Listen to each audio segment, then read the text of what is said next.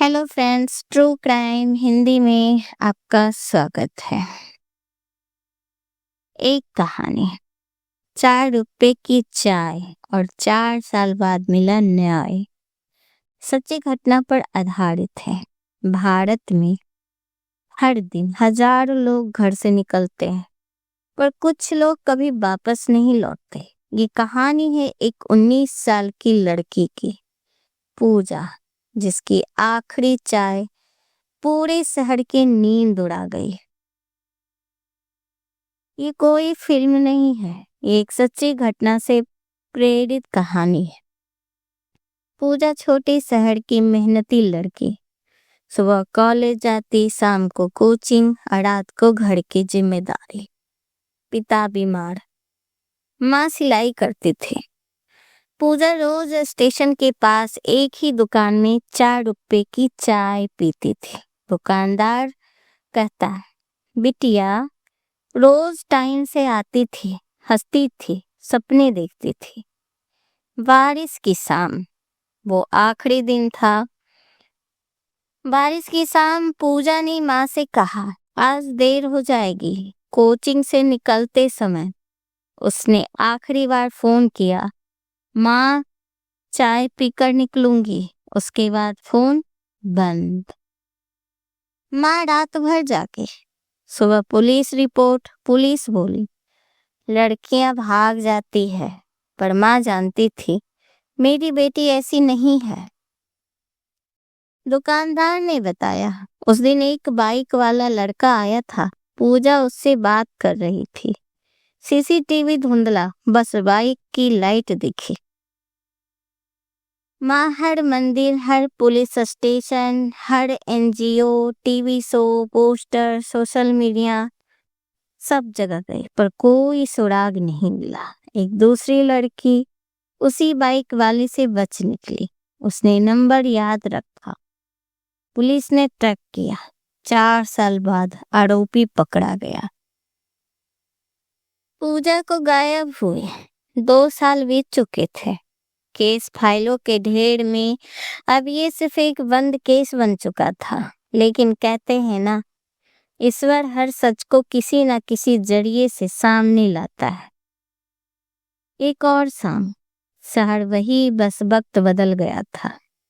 Station road, वही चाय की दुकान और वही भीड़। लेकिन उस दिन एक और लड़की वहां रुकी। नाम नेहा, उम्र 18 साल। उसने भी 4 रुपए की चाय ली और मोबाइल कान से लगाकर बोली, माँ बस 10 मिनट में घर पहुंचूंगी। और तभी बाइक की आहट होती है। पीछे से एक बाइक आकर रुकी। हेलमेट पहना हुआ लड़का, आवाज भारी, मैडम एक एड्रेस पूछना था। नेहा ने अनदेखा किया, लेकिन वो पास आया और बहुत पास। अचानक उसने नेहा का हाथ पकड़ा। हिम्मत तो देखो उसकी। पर नेहा डरकर चुप नहीं रही। उसने जोर से चिल्लाया, छोड़ो मुझे। भीड़ में लोग मुड़े। चाय वाला दौड़ा। लड़का घबरा गया। भागते भागते उसने बाइक का नंबर नेहा की आंखों में छप गया। उसने बाइक का नंबर नोट कर लिया। नेहा सीधे पुलिस स्टेशन पहुंची। कांपते हाथ पर आवाज साफ, सर उस लड़के का number UP 65AX7 extra extra.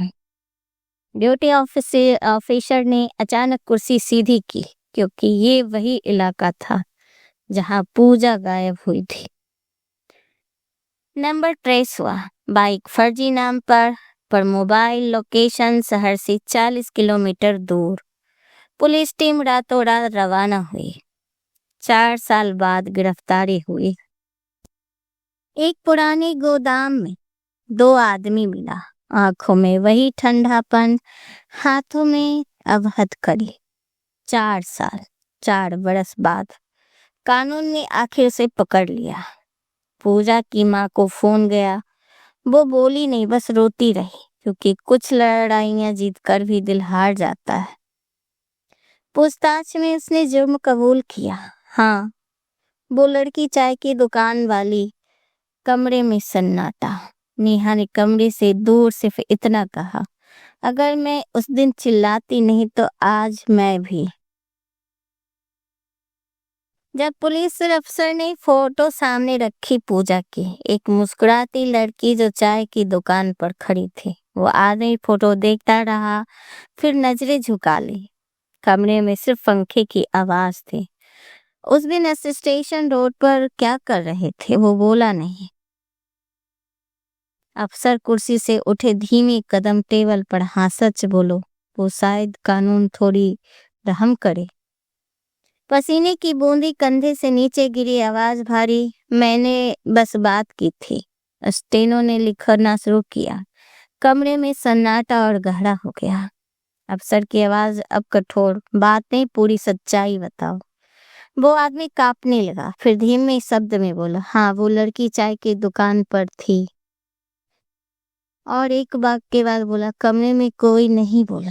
पंखा घूमता रहा, स्टोनों की पेन रुक गए। अफसर की आंखें बंद कर ली। अब शब्द बहने लगे।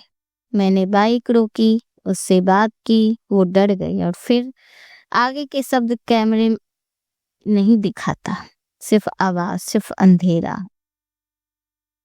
उस रात पूजा की माँ को कॉल गया, आरोपी पकड़ा गया। उसने कबूल किया, फोन गिर गया। 4 साल बाद सच निकला, पर बेटी नहीं।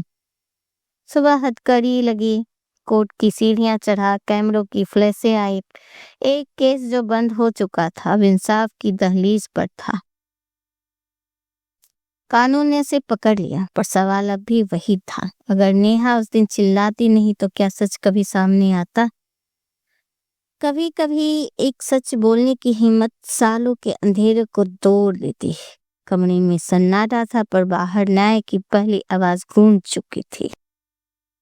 4 साल बाद आज पहली बार पूजा की माँ चैन से रो पाई थी, क्योंकि अब वो पागल औरत नहीं थी, वो एक माँ थी जिसकी बेटी के साथ अन्याय हुआ था, और आज उस अन्याय का आरोपी सामने था। सूरज निकला, पर माँ की आंखों में अब भी रात थी। कोर्ट की सीढ़ियां और भीड़, कैमरे, पुलिस का वैन, हथकड़ी में वो आदमी उतरा, और भीड़ में किसी ने कहा, यही है। माँ आगे बढ़ी। 4 साल पहले जिसने उसकी दुनिया छीनी, आज वही सामने था। माँ की आवाज नहीं निकली, बस आंखों से सवाल बरसते रहे। जज की कुर्सी, वकीलों की बहस, कागजों की आवाज, और नेहा गवाही देने आई। हाँ वही वो आदमी है जिसने मेरा हाथ पकड़ा था।